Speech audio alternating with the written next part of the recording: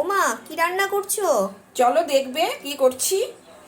চলো, মা আজকে একটা রেসিপি করছে, চলো তোমাদের সাথে শেয়ার করি আজকে। হ্যাঁ, এটা কি নিয়েছো মা? এটা সুজি ভিজিয়ে রেখেছি, এর মধ্যে ময়দাও দেব।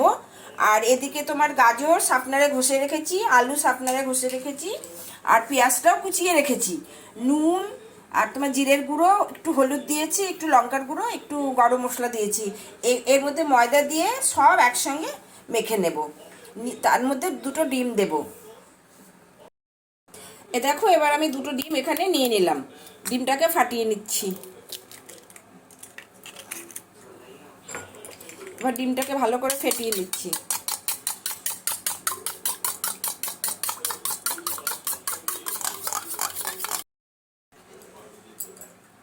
দেখো, এবার সব এক এক করে মিশিয়ে দিচ্ছি। এই গাজরটা দিয়ে দিলাম,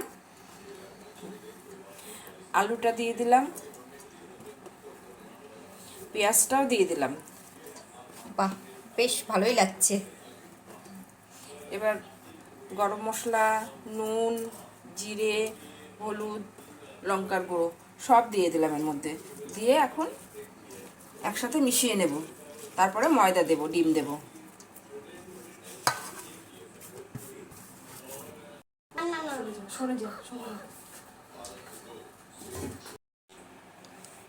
দেখো, সব কিছু দিয়ে মাখার পরে ব্যাটারটা এরকম হয়েছে।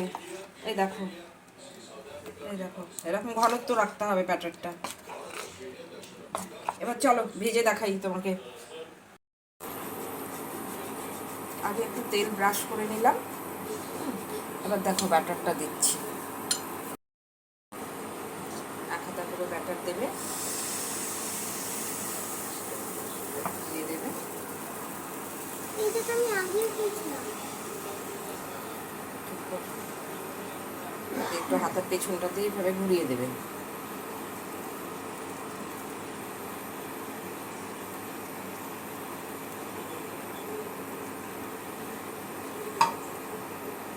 দেখো কি সুন্দর হয়েছে। এটা কিন্তু ছোটদের জন্য খুব ভালো, ছোটরাও কিন্তু খুব ভালো খাবে এটা।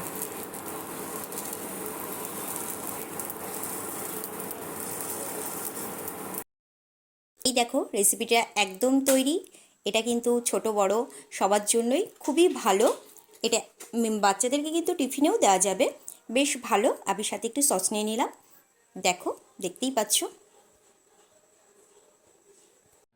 আমি কিন্তু একটু সুন্দর করে সাজিয়ে নিয়েছি, কারণ বাচ্চাদেরকে একটু সাজিয়ে দিলে ওরা কিন্তু খুব আনন্দ হয়।